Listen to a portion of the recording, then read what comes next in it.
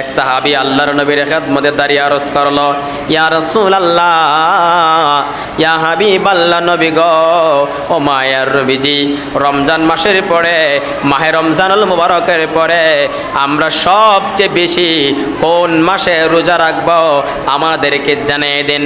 আল্লাহর নবী জবাব দিলেন, ইন কুনতা সাইমান শাহরা বা'দা রমাদান। আল্লাহর নবী বলেন, সাহাবীরা রে, ও সাহাবীরা, তোমরা যদি মাহে রমজান মাসের পরে সবচেয়ে বেশি রোজা রাখতে চাও, ফাইন্নাহু ফাসুমুল মুহররম, তাহলে তোমরা মুহররম মাসের রোজা রাখো। জুরে জুরে কোন সুবহানাল্লাহ। সাহাবী প্রশ্ন করেছে, ইয়া রাসূলুল্লাহ, ইয়া হাবিবাল্লাহ, নবী গো, রমজান মাসের পরে সবচেয়ে বেশি রোজা রাখবো কোন মাসে? আমার নবী জবাব দিলেন, ফাসুমুল মুহররম, তোমরা যদি সবচেয়ে বেশি রোজা কোন মাসে রাখতে চাও তাহলে মুহররম মাসে রোজা রাখো। কেননা ফাইন্নাহু শাহরুল্লাহ, কেননা মুহররম মাস হচ্ছে আল্লাহর মাস। ফি ওয়া ফিহি ইয়াউমুন তাবা, কেননা ওই দিনে ওই মাসে এমন একটা দিন রয়েছে, ফিহি ইয়াউমিন আলা কওমিন আলা আখিরিন। আল্লাহর নবী বলেন, কেন তোমরা মুহররম মাসে রোজা রাখবে, কেন তোমরা আশুরার দিন রোজা পালন করবে? শোনো শোনো, কেননা ওই মাসে এমন একটা দিন রয়েছে যেই দিন আল্লাহ তাআলা এক সম্প্রদায়ের তওবা কবুল করেছেন এবং পরবর্তীতে যারা আসবে আল্লাহ তাদের তওবাও কবুল করে নিবেন। আপনি রোজা রাখবেন, এই মাসে আপনি আল্লাহর কাছে তওবা করবেন। আমাদের পূর্বে মুহাম্মদ সাল্লাল্লাহু আলাইহি সাল্লামের উম্মতের পূর্বে যত জাতি ছিল তারা কিন্তু এই বিশেষ বিশেষ দিনগুলো পেয়েছে কি পেয়েছে না? এই দিনগুলো পেয়েছে, তারা ওই দিন আল্লাহর কাছে তওবা করেছে, আল্লাহ মাফ করে দিয়েছেন। হযরত আদম আলাইহিস সালাম কে আল্লাহ তাআলা জান্নাত থেকে বের করে দিয়েছিলেন। আদম আলাইহিস সালামের দোয়া আল্লাহ যেদিন কবুল করেছিলেন ওই দিনটাও ছিল মুহররমের 10 তারিখ। হযরত ইব্রাহিম আলাইহিস সালাম যিনি জন্মগ্রহণ করেছেন ওই দিনটা ছিল মুহররমের 10 তারিখ।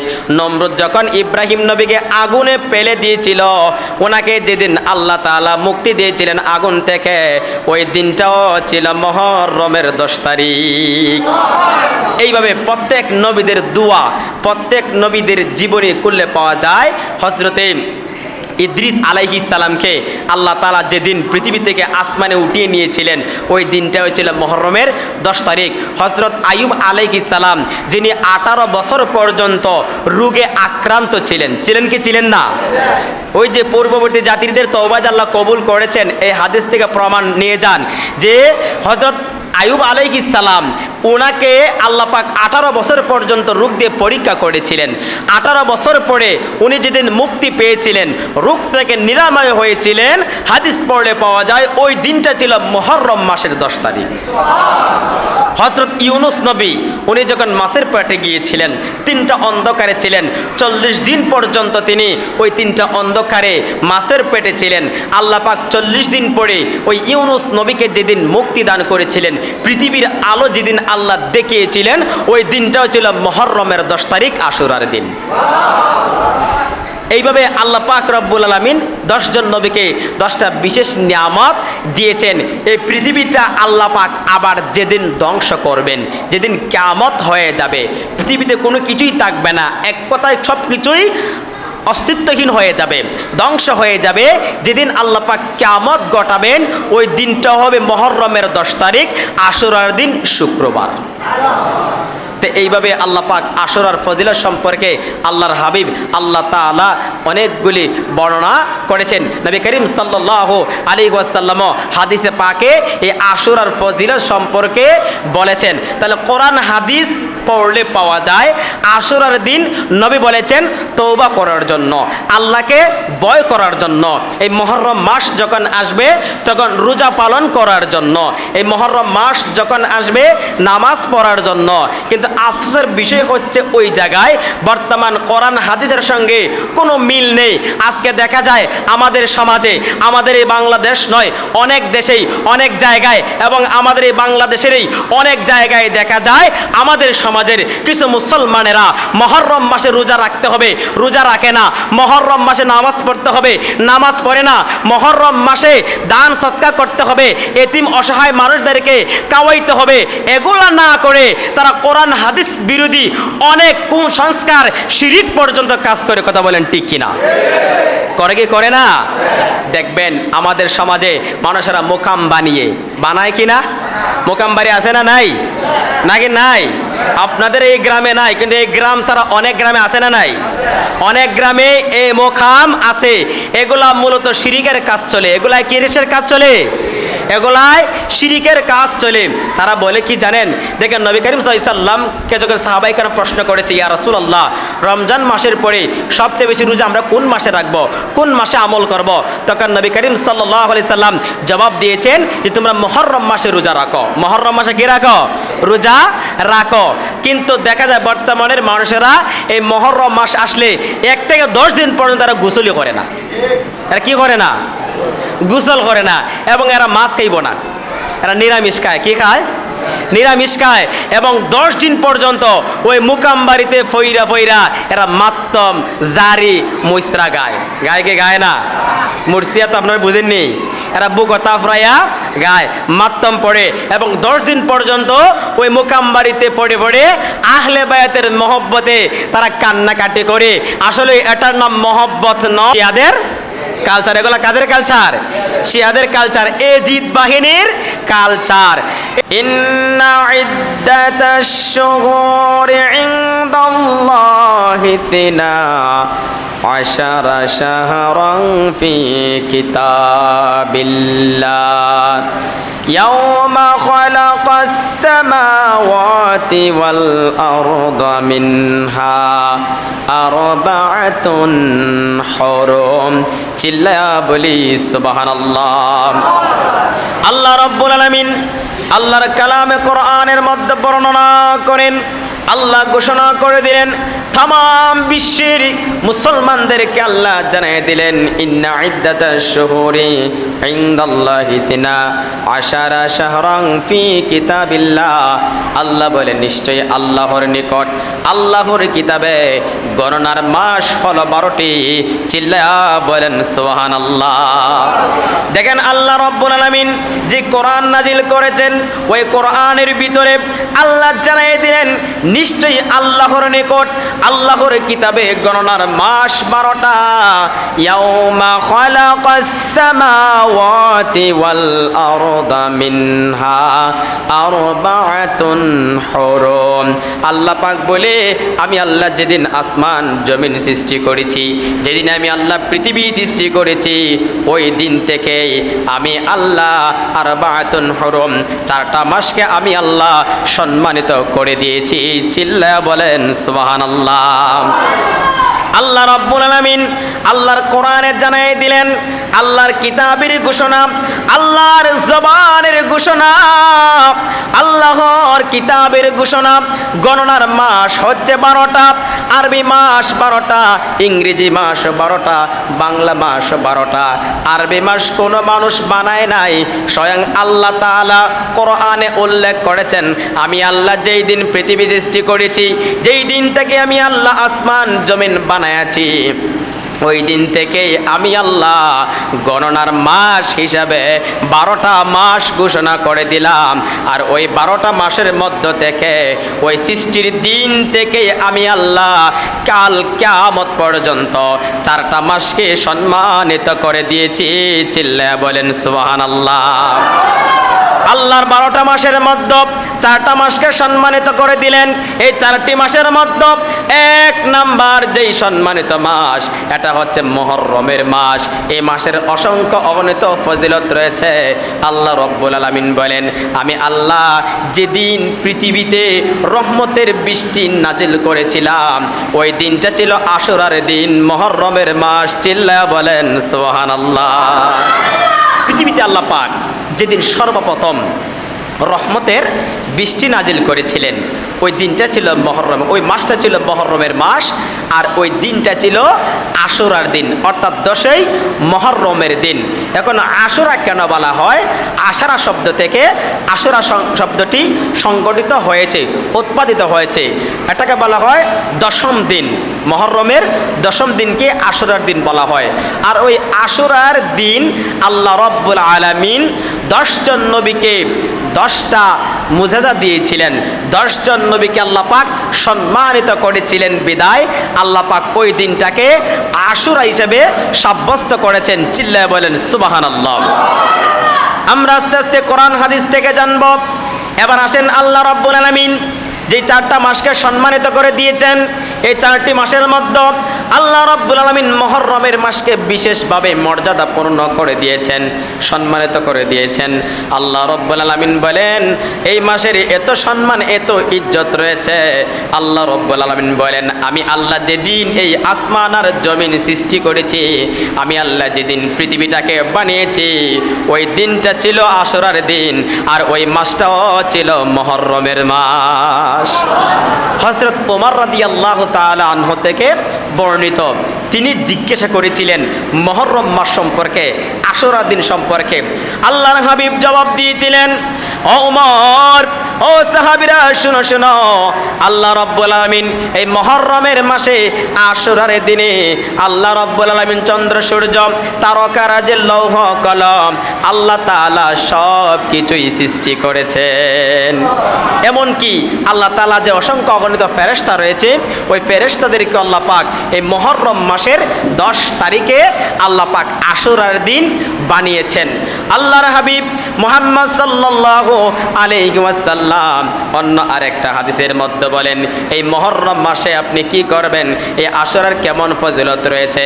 এই মুহররম মাস যখন এসে যায়, মুহররম মাস যখন কোনো মুসলমান জাতি পেয়ে যায়, তাদের জন্য করণীয় কি, তারা কোন কোন আমল করবে, আল্লাহর হাবিব হাদিসে পাকের মধ্যে জানিয়ে দিলেন। আন আবি হুরায়রা রাদিয়াল্লাহু তাআলা ক্বালা ক্বালা রাসূলুল্লাহ সাল্লাল্লাহু আলাইহি ওয়াসাল্লাম আফদালুস সিয়ামি বা'দা রমাদান শাহরুল্লাহিল মুহররম ওয়া আফদালুস সালাতি বা'দাল ফরিদাতি সালাতুল লাইল। চিল্লায়া বলেন সুবহানাল্লাহ। এই মুহররম মাসের কত ফজিলত, এই মুহররম মাসের কত ফজিলত রয়েছে। হযরত আবু হুরায়রা বলেন আল্লাহর হাবিব মুহাম্মদুর রাসূলুল্লাহ সাল্লাল্লাহু আলাইহি ওয়াসাল্লাম হাদিসে পাকের মধ্যে বলেন, আল্লাহর নবীর জবান মুবারকের কথা, আল্লাহর নবী বলেন আফদালুস সিয়ামি বা'দা রমাদান শাহরুল্লাহিল মুহররম। রমজান মাসের রোজা হচ্ছে ফরজ। রমজান মাসের রোজার পরে মাহে রমজানুল মুবারকের পরে সবচাইতে উত্তম রোজা, ভালো রোজা, সওয়াবের রোজা হচ্ছে মুহররম মাসের রোজা। চিল্লায়া বলেন সুবহানাল্লাহ। আফদালুস সিয়ামি বা'দা রমাদান, আল্লাহর হাবিব বলেন যে মাহে রমজান মাসের পরে সবচেয়ে উত্তম রোজা, নেকের রোজা, সওয়াবের রোজা, প্রতিদানের রোজা, মর্যাদাপূর্ণ রোজা হচ্ছে মুহররম মাসের রোজা। যেটা কন্যা সুবহানাল্লাহ। দেখেন, রমজানের রোজা হচ্ছে ফরজ। ফরজ রোজার পরে যেই মাসের রোজা সবচেয়ে উত্তম, যে মাসের রোজা সবচেয়ে ফজিলতপূর্ণ, আল্লাহর হাবিব মুহাম্মদ সাল্লাল্লাহু আলাইহি ওয়াসাল্লাম জানিয়ে দিলেন যে মাহে মুহররম মাসের রোজা। কেননা এই মুহররম মাস হচ্ছে আল্লাহর মাস। আরো যেমন বলে এখন সুবহানাল্লাহ। আল্লাহর হাবিব জানিয়ে দিলেন যে মাহে রমজান মাসের রোজা হচ্ছে ফরজ। ওই ফরজ রোজার পরে যেই রোজা উত্তম, ওই রোজা হচ্ছে, ওই মাসটা হচ্ছে মুহররমের মাস। মুহররমের রোজা হচ্ছে উত্তম। মুহররম মাসের রোজার অনেক প্রতিদান রয়েছে। এরপরে আমার নবী বলেন ওয়া আফদালুস সালাতি বা'দাল ফরিদাতু সালাতুল লাইল। আর ফরজ নামাজের পরে সবচাইতে উত্তম নামাজ হলো কিয়ামুল লাইল তথা তাহাজ্জুদের নামাজ। জবান কইলে সুবহানাল্লাহ। হাদিসের রোজার সম্পর্কে বলা হয়েছে যে রোজার পরে, রমজান মাসের রোজার পরে, রমজানের রোজা তো হচ্ছে ফরজ, ওই ফরজ রোজার পরে যদি উত্তম রোজা থেকে থাকে, সওয়াব বেশি যেই রোজাতে, ওই রোজা যদি থেকে থাকে তাহলে মুহররম মাসের রোজা। আর 5 ওয়াক্ত নামাজ হচ্ছে দৈনিক ফরজ। ওই 5 ওয়াক্ত ফরজ নামাজের পরে যদি উত্তম কোনো নামাজ থেকে থাকে, কোনো ভালো নামাজ থেকে থাকে, তাহলে ওই নামাজটা হচ্ছে কিয়ামুল লাইল, অর্থাৎ তাহাজ্জুদের নামাজ। ফরজ নামাজের পরে সবচেয়ে সওয়াবপূর্ণ, সবচেয়ে মর্যাদাপূর্ণ এবং আল্লাহর কাছে পছন্দনীয় গ্রহণযোগ্য নামাজ হচ্ছে তাহাজ্জুদের নামাজ। চিল্লায় বলেন সুবহানাল্লাহ। রমজানের পরে মুহররম মাসের রোজা, আর 5 ওয়াক্ত নামাজের পরে, ফরজ নামাজের পরে তাহাজ্জুদের রোজা। এজন্য হাজিরিন, যদি কোনো ব্যক্তি রমজানের পরে মুহররম মাসের রোজা রাখে, তাহলে এই রোজা রাখলে এর প্রতিদান কি? আল্লাহর হাবিব মুহাম্মদ সাল্লাল্লাহু আলাইহি ওয়াসাল্লামের দরবারে হযরত আবু কাতাদা রাদিয়াল্লাহু তাআলা আনহু থেকে বর্ণিত, তিনি বলেন আল্লাহর নবীর দরবারে এক সাহাবী এসে আরজ করলো, ইয়া রাসূলুল্লাহ, ইয়া হাবিবাল্লাহ, নবী গো, আশুরার রোজার কি প্রতিদান রয়েছে? মানুষ যখন মুহররম মাসে রোজা রাখে, ওই রোজা রাখলে এতে কি প্রতিদান রয়েছে?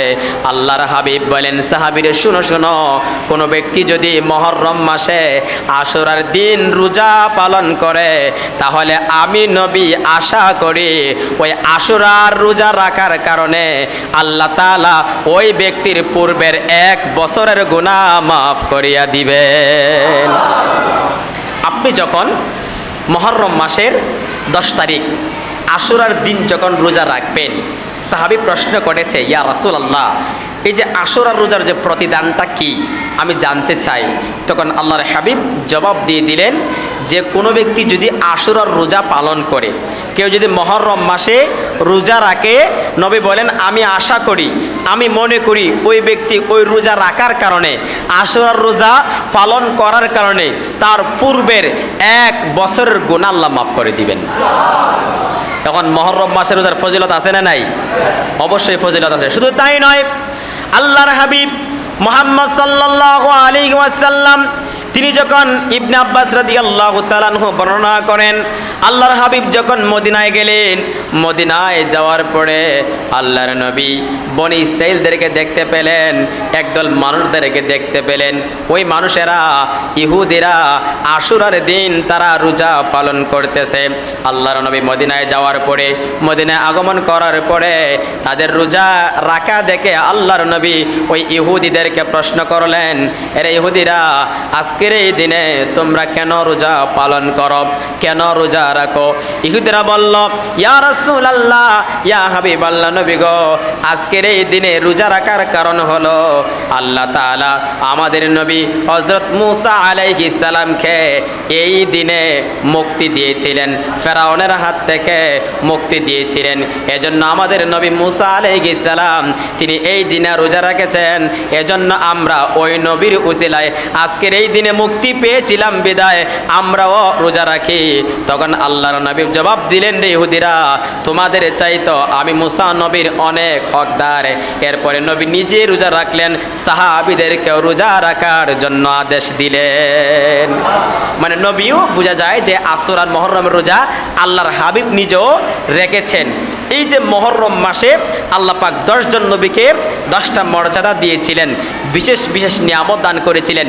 এর মধ্যে হযরতে মুসা আলাইহিস সালাম, যেটা ইবনে আব্বাস রাদিয়াল্লাহু তাআলা আনহুর এই হাদিস থেকে প্রমাণ পাওয়া যায়, মুসা নবীর সম্প্রদায়, মুসা নবীর পরেও আল্লাহর নবীর জামানায়, আমার নবীর হায়াতের জিন্দিগিতে নবী যখন মদিনায় গিয়েছেন, ওই ইহুদিদেরকে রোজা রাখতে দেখলেন। তারা হচ্ছে বনি ইসরাইল, তারা হচ্ছে বনি ইসরাইলের মানুষেরা। তখন জিজ্ঞাসা করলেন, তখন ওনারা জবাব দিলেন যে আল্লাহ তাআলা মুসা নবীকে ওই ফেরাউনের হাত থেকে আমাদেরকে রক্ষা করেছিলেন, তার হাত থেকে রক্ষা করেছিলেন বিদায় মুসা নবী নিজে রোজা রেখেছেন। ওই মুসা আলাইহিস সালাম যেদিন মুক্তি পেয়েছিলেন, ফেরাউন যেদিন মুসা নবীকে মারার জন্য ওনার সম্প্রদায়কে নিয়ে তারা করেছিল, আর হযরতে মুসা আলাইহিস সালাম ওনার অনুসারী যারা ছিল তাদেরকে নিয়ে রাতের অন্ধকারে তিনি যখন মিশর ছেড়ে দিলেন, মিশর যখন ছেড়ে দিলেন, তিনি যখন চলে যাবেন, যেতে যেতে যে দেখতেছেন সামনে বিশাল নদী দেখা যায়, বিশাল সাগরে দেখা যায়। ওই সাগরের পাড়ে যাওয়ার পরে মুসা নবীর সম্প্রদায়েরা বলে, ওরে মুসা, তোমার কথায় আমরা বের হয়ে আসলাম, কিন্তু এখন সাগর দেখা যায়, নদী দেখা রেখে যায় ওই নদী আমরা কেমন করে পার হব? আমাদের পিছনে ফেরাউন আসতেছে তার সম্প্রদায়কে নিয়ে, এখনই আমাদেরকে মেরে ফেলবে, যদি তার হাতের নাগালে আমাদেরকে পেয়ে যায় আমরা আর বাঁচতে পারবো না। আল্লাহর নবী মুসা বললেন, চিন্তা করিও না, আল্লাহ আমাদের সঙ্গে আছেন, আল্লাহ তাআলা একটা ব্যবস্থা করে দিবেন। এরপরে মুসা আলাইহিস সালাম ওনার হাতে যে লাঠিটা ছিল ওই লাঠিটা দিয়ে সাগরের মধ্যে আঘাত করলেন। আঘাত করার সঙ্গে সঙ্গে ওই সাগর ভর্তি পানির মধ্যে আল্লাহর কুদরতিভাবে 12টা রাস্তা হয়ে যায়। একটা নয়, দুটা নয়, 12টা রাস্তা হয়ে গিয়েছে। এবং মুসা আলাইহিস সালাম ওনার সম্প্রদায়কে নিয়ে ওই 12টা রাস্তা দিয়া নদীর ওই পারে চলে গেলেন। এবং ফেরাউন আইসা দেখতেছে ওই নদীতে রাস্তা রয়েছে, সেও ওই রাস্তা দিয়ে পার হয়ে ওই পারে যাওয়ার জন্য যখন উঠিয়া যায়, মাঝামাঝি জায়গায় যাওয়ার সঙ্গে সঙ্গে দুদিক দিয়া রাস্তাটা ভেঙে ফেরাউন সহ তার যত লোক ছিল সমস্ত মানুষেরাই ওই সাগরের মধ্যে ডুবিয়া মরিয়া যায়। মুসা নবীকে ওই দিন যে ঘটনা ঘটেছিল, যেদিন 12টা রাস্তা হয়েছিল, আর মুসা আলাইহিস সালাম যেদিন পার হয়ে